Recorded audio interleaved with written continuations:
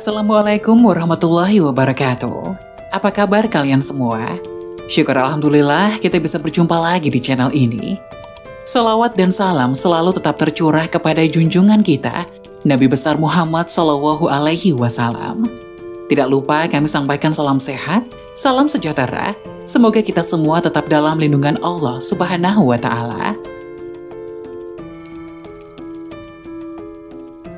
Seperti biasa, kita akan berbagi kisah dari yang unik, menarik, sampai bikin nangis. Semoga bermanfaat.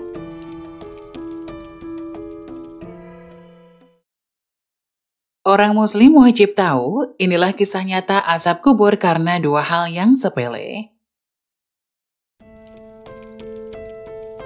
Ini adalah silsilah perjalanan setelah kematian.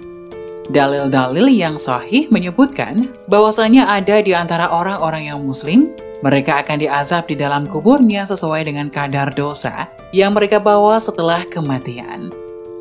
Dan semoga Allah Subhanahu wa Ta'ala mengampuni kita semua.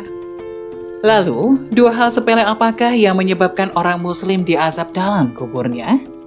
Dilansir portal Bolmong dari kanal YouTube Fari Channel sebagai berikut. Rasulullah Shallallahu Alaihi Wasallam diriwayatkan dari sahabat yang mulia Abdullah ibnu Abbas radhiyallahu anhu bahwasanya Rasulullah Shallallahu Alaihi Wasallam pernah melintasi dua buah kuburan orang Muslim. Kemudian Rasulullah bersabda, sungguh dua orang penghuni kubur ini sedang diazab. Dan Rasulullah Shallallahu Alaihi Wasallam diberikan mukjizat oleh Allah Subhanahu Wa Taala. Diperdengarkan kepada beliau baginda Rasulullah rintihan atau teriakan orang-orang yang diazab di dalam kuburnya.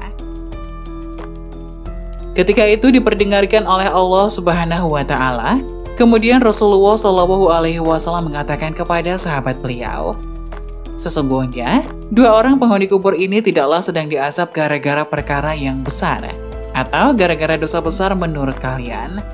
Dia diazab oleh dua perkara sepele menurut kebanyakan manusia, padahal hakikatnya itu adalah perkara yang dahsyat dan luar biasa di sisi Allah, dosa besar.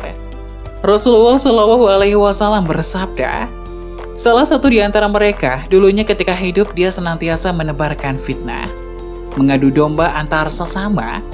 Yang satunya lagi, dia tidak terlalu peduli dengan kesucian dari najis. Dia tidak berupaya untuk menjaga pakaiannya terkena cipratan najis. Ketika dia kencing atau buang air kecil, gara-gara hal ini keduanya diazab di dalam kuburnya.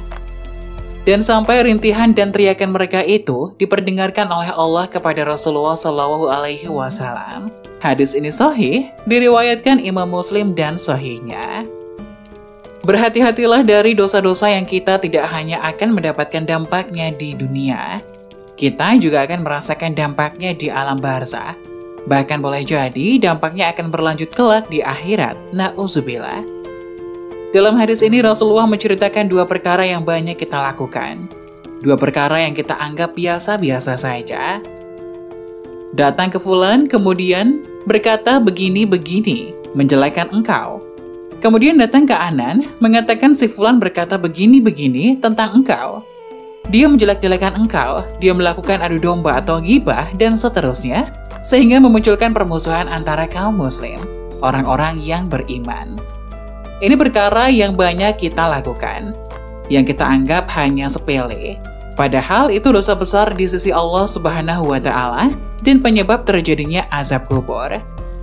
Satu lagi yang kita anggap sepele yaitu tidak berupaya menjaga diri dari najis, tidak berupaya menjaga kesucian pakaian karena pakaian kita gunakan untuk sholat. Jika kita tidak memberikan perhatian dalam masalah ini, justru dikategorikan dosa besar oleh Rasulullah Shallallahu Alaihi Wasallam, penyebab terjadinya azab kubur. Hadis ini menunjukkan bahwasanya di antara orang-orang muslim ada yang disiksa di dalam kubur mereka, sekalipun dia muslim. Semoga ini menambah rasa takut kita kepada Allah Subhanahu wa Ta'ala dan menambah rasa kepedulian kita untuk segera bertobat, beristighfar dari dosa-dosa besar, termasuk juga dosa-dosa kecil.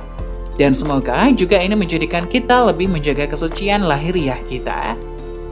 Di samping kesucian hati kita secara batin, kita perlu menjaga kesucian pakaian kita, anggota badan kita dari najis. Semoga Allah Subhanahu wa Ta'ala memberikan taufik kepada kita semua. Amin, amin ya robbal alamin. Semoga penjelasan tadi dapat memberikan hikmah dan manfaat untuk penonton semuanya. Jangan lupa like, subscribe video ini agar tidak ketinggalan informasi-informasi bermanfaat selanjutnya. Sekian dari kami, terima kasih. Wassalamualaikum warahmatullahi wabarakatuh.